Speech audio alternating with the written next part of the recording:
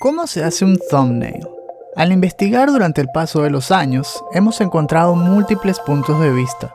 Tan solo en YouTube hay cientos de tutoriales que podemos ver. No parece haber una fórmula definitiva. Desconocemos la técnica perfecta, pero sí podemos compartir nuestro método aquí en Chutacupas. Basado en conceptos básicos de ilustración, composición y diseño gráfico, hoy les mostraremos cómo hacemos los thumbnails para nuestro podcast de nostalgia, el último Phoenix Down DLC, que estrenamos mes a mes en nuestra página de Patreon. Pónganse cómodos, están a punto de ver lo que hay detrás del telón. Yo soy Esteban Mateus y este es su especial de febrero del 2023. ¿Cómo se hace un thumbnail? Super Mario Bros. 3. La pieza más importante de nuestros thumbnails es un dibujo del personaje principal del juego. Cada vez que comienzo un nuevo proyecto, exploro todas las referencias sobre el tema que tenga a mi alcance. A veces basta con simples búsquedas por internet, pero otras se encuentran en compendios de arte que podemos comprar. Las referencias son fundamentales para orientar nuestros diseños. Nos ayudan a tener claras las proporciones de los personajes desde varios ángulos: frente, perfil, de espalda, etc. Entender su estilo de dibujo, paleta de colores y así poder capturar su personalidad y su esencia. En este caso, dibujaremos a Super Mario. Yoichi Kotabe fue el encargado de darle vida en este juego, refinando el diseño original de Shigeru Miyamoto, siguiendo sus instrucciones. Su arte decoró los manuales, portadas y material promocional de este clásico, convirtiéndose en el nuevo estándar de Super Mario en 2D a partir de finales de 1988. Pasamos a Clip Studio Paint Pro, mi software de ilustración, para comenzar a examinar los diferentes modelos. Aquí tengo preparado un repertorio que incluye imágenes del manual de Super Mario Bros. 3 y la enciclopedia de Super Mario, así como también imágenes 3D de juegos posteriores, para que veamos la evolución del personaje con el tiempo. Para determinar la esencia del estilo artístico tenemos que ver las cosas más de cerca. Queremos emular el estilo, no calcar los originales. Mientras más cerca veamos un trabajo artístico, más podemos extraer los detalles que lo hacen diferente al resto. Yendo de lo grande a lo pequeño, lo primero que notamos son los colores saturados sin sombras. Las proporciones son caricaturescas. El cuerpo es casi del mismo tamaño que la cabeza. Las líneas del dibujo son gruesas, parecieran ser totalmente uniformes a simple vista, y al acercarnos nos damos cuenta de ligeras irregularidades, como si hubiese sido hecho a mano con un marcador. También notamos líneas de movimiento en las extremidades, sin embargo no son tan gruesas, hechas con trazos más rápidos que entran y salen rápidamente de la página. Con el paso de los años, el Mario moderno se volvió 3D y ahora incluye sombras y mucho más detalle, incluyendo texturas que nos permiten diferenciar el material de su ropa o partes de su cuerpo, como la superficie felpuda de su traje de Tanuki. Para dar mayor dinamismo a las poses, se juega con la perspectiva de la cámara para exagerar los movimientos, haciendo más grandes las extremidades más cercanas a la cámara. Mientras más exageremos, mayor será el efecto de profundidad. Lo vemos claramente en el arte de la versión de Raccoon Mario de New Super Mario Bros. 2, el modelo de Mario que usa Ubisoft en Mario + Rabbids, las piruetas en Mario Galaxy y las poses de Super Mario Odyssey.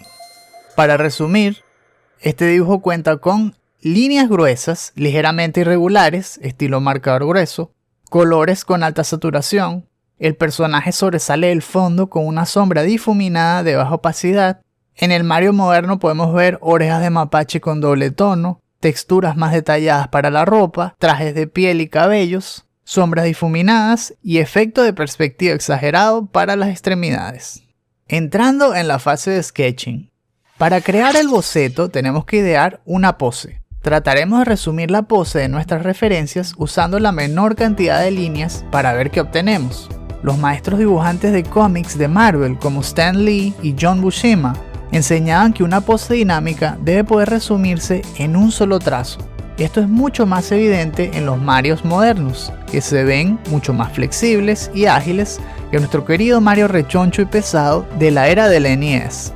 Nuestro objetivo será construir un Super Mario dando un colazo de mapache, como en los juegos clásicos, pero dándole un toque modernizado como en la era 3D.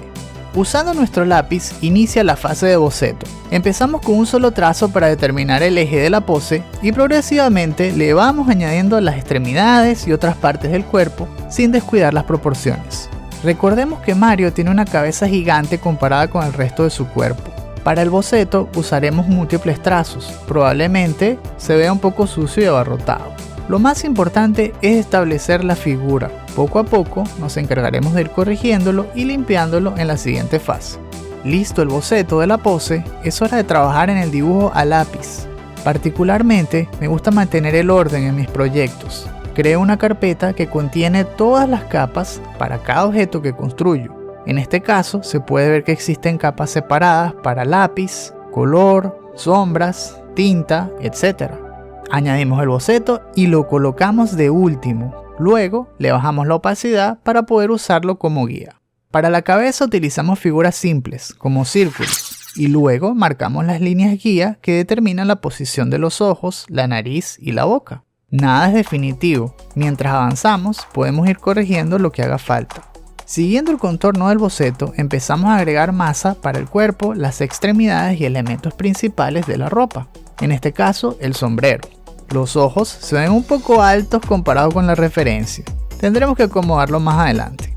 Una vez que la primera fase a lápiz está lista, comenzamos a limpiar y corregir. Aquí prefiero hacer zoom y utilizar el borrador para esculpir sobre las figuras. Damos forma a los dedos y brazos, se agregan detalles al torso y prendas de ropa, como el sobretodo de Mario, marcando las costuras, los broches y demás. La cola debe aumentar de tamaño mientras más se acerque hacia la cámara. Los zapatos son redondeados y me aseguro de marcar las suelas. Los dedos de las manos con frecuencia son complicados. Casi siempre necesito varias pasadas para lograr el acabado que quiero. Afortunadamente, en caso de emergencia, siempre puedo ver mis propias manos y usarlas como referencia.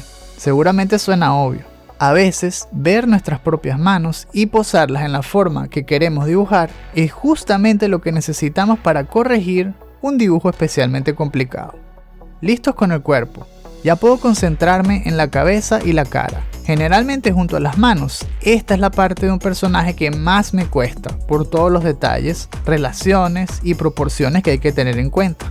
La boca está un poco fuera de lugar, así que la movemos y comenzamos a darle forma y detalles. No voy a complicarme, así que le doy una sonrisa muy parecida a la que vemos en los clásicos.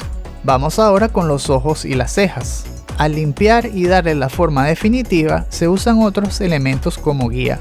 El tope de los ojos frecuentemente coincide con el tope de las orejas, considerando siempre la perspectiva. Aquí también hay que estar pendiente de mantener el toque caricaturesco. Por ejemplo, las cejas siempre se ven por encima del sombrero. Luego, rápidamente le damos los últimos toques al gorro.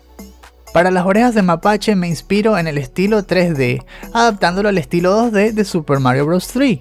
Siguen siendo redondeadas, pero les añado más detalle en la zona ventral. Como dibujantes sentimos compulsión de repasar las facciones una y otra vez, buscando ser perfectos. Y pudiésemos seguir haciendo correcciones eternamente, sin llegar a quedar realmente satisfechos. Toma práctica poner límites a eso. Hay que disfrutar la acción de dibujar y dejar de pensar en si el resultado cumple o no con las expectativas. Nos concentramos en hacer lo mejor que podamos y continuamos con la siguiente sección.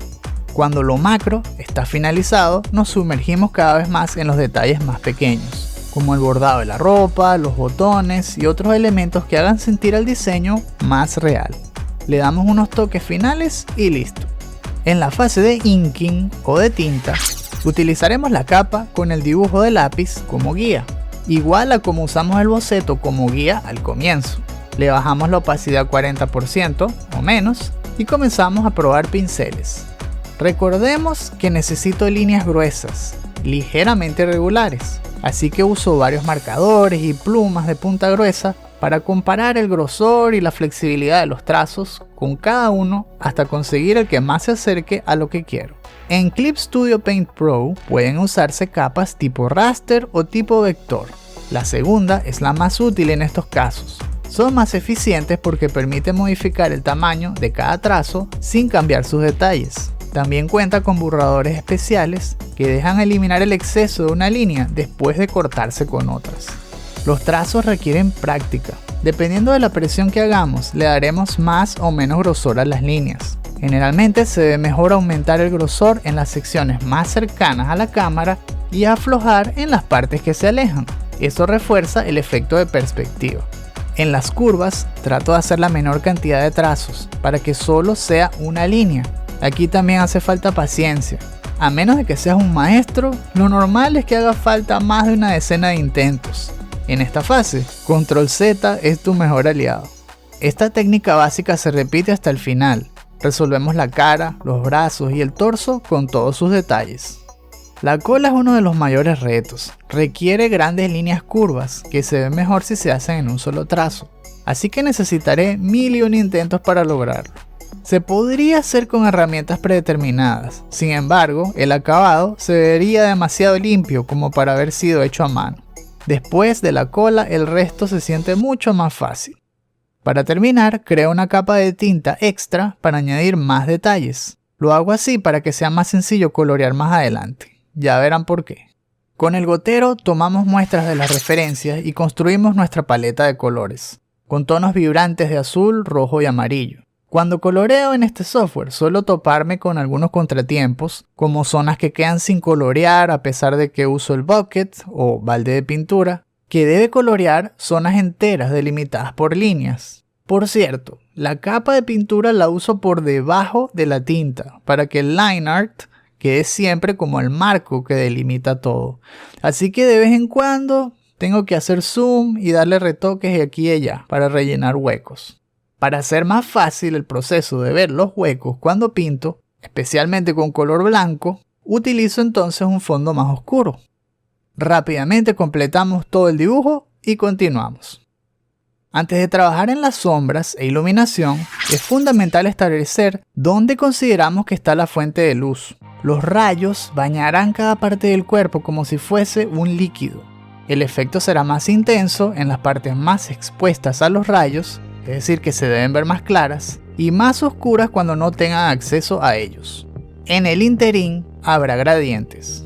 Para lograr esto utilizo dos herramientas: la varita de selección, o el selector en forma de lazo en tal caso, y el pincel de spray. Eso hace que la pintura quede difuminada como un graffiti, y si se utiliza la variante suave, puede replicar un gradiente de sombra de manera muy efectiva. En las capas de sombra utilizo el filtro Linear Burn para que los colores oscuros de esa capa resalten los colores oscuros de las capas que estén por debajo. Uso dos tonos de gris oscuro. El más claro es para dar cuerpo a la sección y el más oscuro es solo para remarcar bordes o zonas más prominentes que producen sombras aún más duras. En esta fase se puede ver el mayor cambio que le da el toque 3D a un dibujo. Al añadir sombras le vamos dando volumen a cada sección y podemos lograr que parezca que ciertas partes realmente están más lejos o más cerca del espectador. Las figuras esféricas se ven más redondeadas. Poco a poco podemos ver que Mario ha estado comiendo demasiada lasaña. Como siempre, es un trabajo de repetición, aplicando la técnica en el resto del dibujo. Estas partes son las que suelen hacerse con audífonos puestos, disfrutando nuestras listas de canciones favoritas o un buen podcast. Tal vez uno sobre videojuegos clásicos. Wink wink. La fase de iluminación es más rápida y sencilla, usando las mismas herramientas que usamos para las sombras, pero esta vez con colores claros y un filtro de overlay, para que los tonos claros resalten lo claro de las capas inferiores. Usémoslo con mesura, solo en las partes directamente tocadas por los rayos de luz, por ser las más altas o hinchadas. Por ejemplo, en la punta de la nariz, los pómulos de la cara, las rodillas, la barriga y la punta de los zapatos o la cola.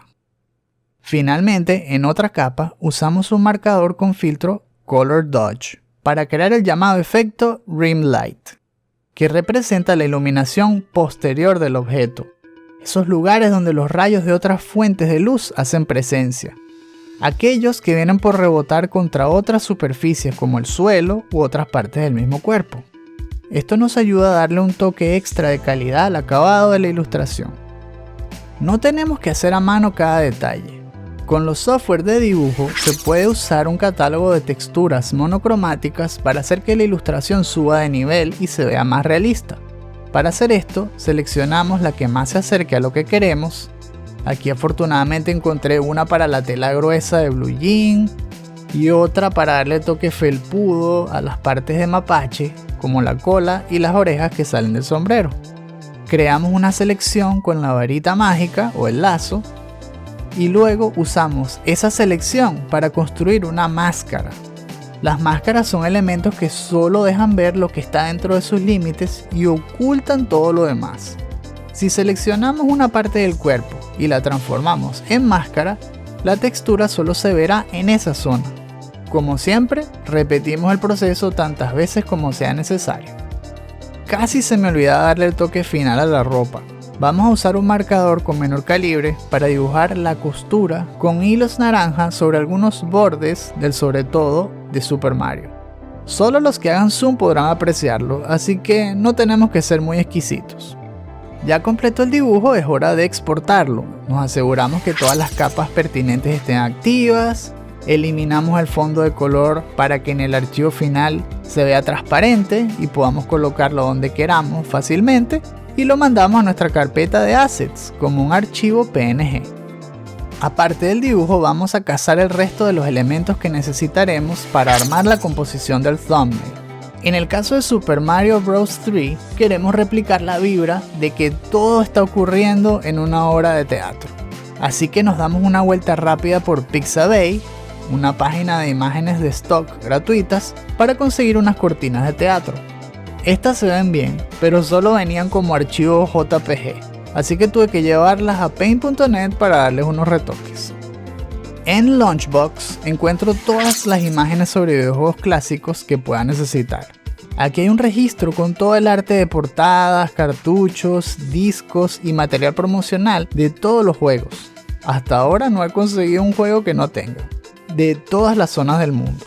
Para nuestro thumbnail usaremos la caja de NES de Super Mario Bros. 3 en todo su esplendor. Con todo listo, saltamos nuevamente a paint.net para armar nuestro thumbnail. Primero trabajo en el fondo. El archivo, al igual que los de Clip Studio Paint Pro, está organizado en capas, cada una con su nombre respectivo para conseguir cada elemento más rápido. La composición se centrará en Super Mario siguiendo la regla de los tercios. Detrás de él estará la caja del juego. Para evitar que se vea sobrecargado, jugaremos con el tono, la opacidad y la nitidez de los objetos, dándole la prioridad a Mario, seguido por la caja de NES. Lo que está detrás de ellos dos se verá más oscuro y borroso. El fondo se crea en dos versiones, una en modo landscape y otra para ilustraciones cuadradas, que pueden usarse en Instagram o ponerlas como portada del podcast. En el archivo molde de nuestros thumbnails ya tenemos los elementos preorganizados y colocados como en una cuadrícula, incluyendo el logo del show, la dirección de nuestra página de Patreon y el número del episodio. En esta fase solo hace falta añadir el arte, hacer una que otra modificación de posición y listo.